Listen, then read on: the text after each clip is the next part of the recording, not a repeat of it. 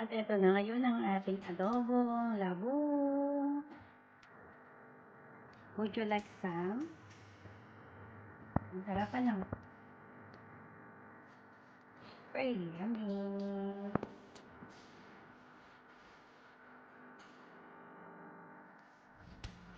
Panoodin nyo lang po. Hello everyone! Welcome back again sa aking channel. Today, ipapakita ko naman sa inyo paano magluto ng adobong labong. Yes guys. Kita nyo itong labong ko. Medyo nanilaw na guys. Kasi nilagay ko sa ref ng ilang araw na. But still okay naman. Fresh pa yung loob niyan guys. Kasi hindi ko pa naman siya binilisan. So, let's begin guys. Tanggalin natin yung kanya mga itong balat niya na to. At ikuhain natin ng maliliit. No? At papakita ko sa inyo paano natin lutuin. At yan. Sana natin.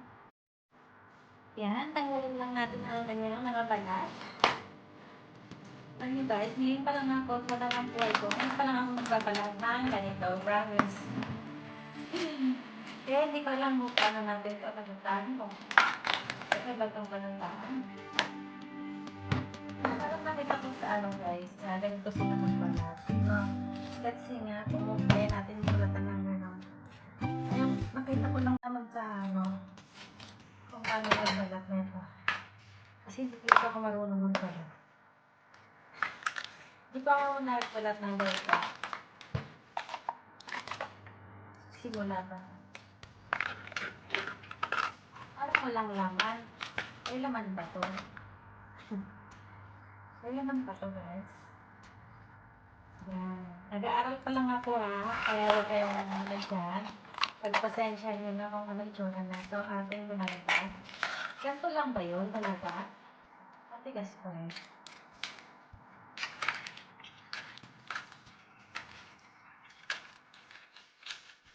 Sabihin nyo sa akin guys kung ganito ang pagbabalat na ito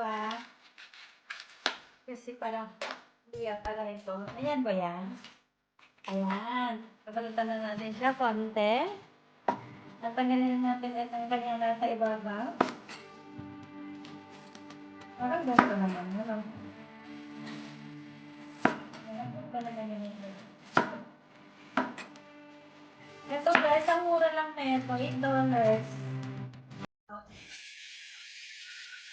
At syempre, maglulutuin natin guys. Gagamit tayo ng ating bawang, sibuyas, at paminta, at bay leaves. Anong kakailangan natin? Yung paminta namin, kasi tatlong kulay yan. May red, may black, at of course, may white. And maglalagay tayo ng mantika dito sa ating... Ito ay pinaglutuan ko ng... Ang alam na ito, itlog. Yan ang gagawin natin na pang luto. Ngayon, isa natin ang ating bawang at sibuyas.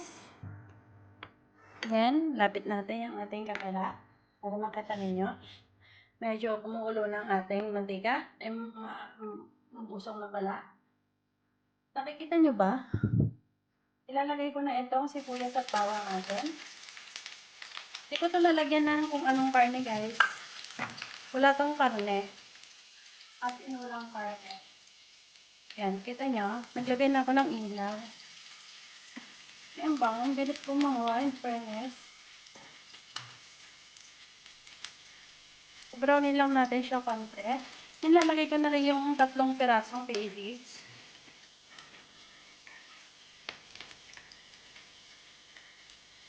Yan walang karne yan guys kasi adobong solong ano lang to. Solong labong. Ma-brown ng ating bawang. Kita nyo? Nag-brown na yung bawang at sibuyas. Ilalagay na natin ang ating labong na napigaan, naluto na, napakulaan. Lalagay ko lahat. Of course, isasapakot natin siya guys hanggang sa bumango. Pag alam niyo naman na mabang-mabungo na siya, pwede nyo na lagyan ng toyo. Kasi ito luto naman na siya guys. So, pero luluto pa rin natin siya para naman bumango. Kasi kita nyo, magkaiba yung color ng bawang. At ito kasi brown na yung bawang natin. And this time guys, pwede ko na ilagay itong paminta natin. Yes. Ayan ang paminta. At lalagyan ko rin siya ng konting chicken powder. Yes. Chicken powder lang ilalagay natin guys. Kasi wala ang bechin dito, no? Nasa inyo guys kung gusto niyo lagyan ng chicken powder or nor cube. Pwede nyo siya lagyan na yung nor cube kung gusto nyo nor cube. Ang bango.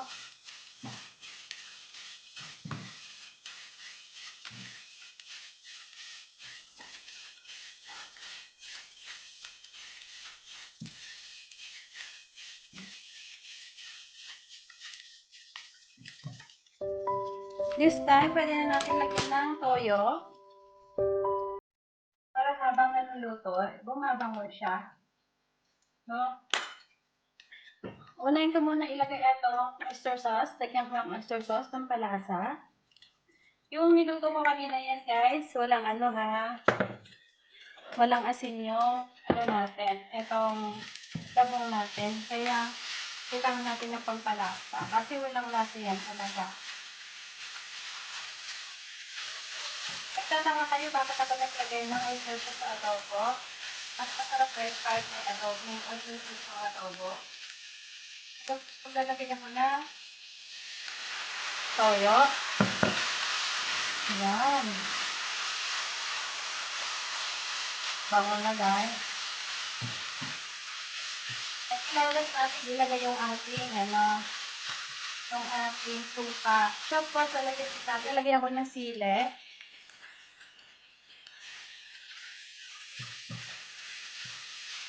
At tikman natin kung tama ba yung lasa niya.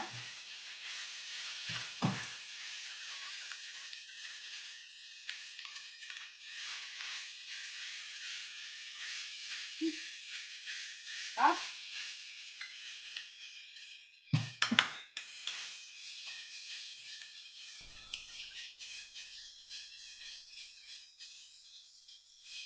Sarap siya guys. No, para maluto na siya. At yung suka. Yung suka lang. Siyempre, hindi adobo yan kung walang suka.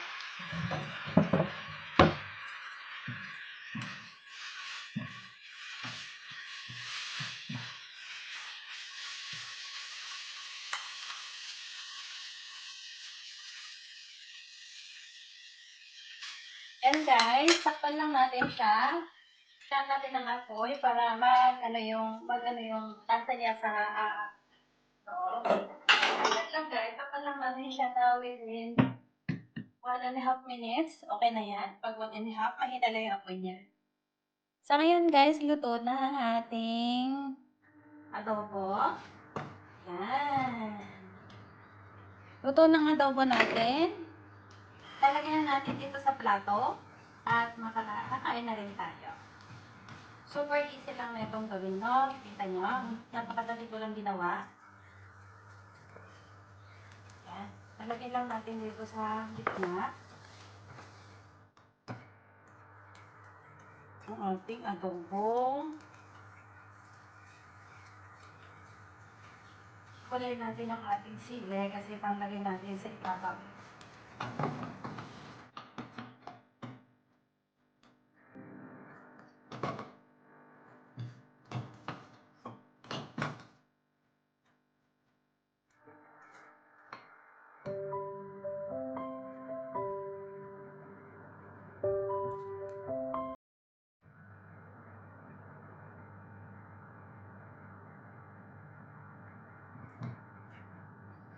Patayin mo na yung apoy pala kasi wala nang laman yun.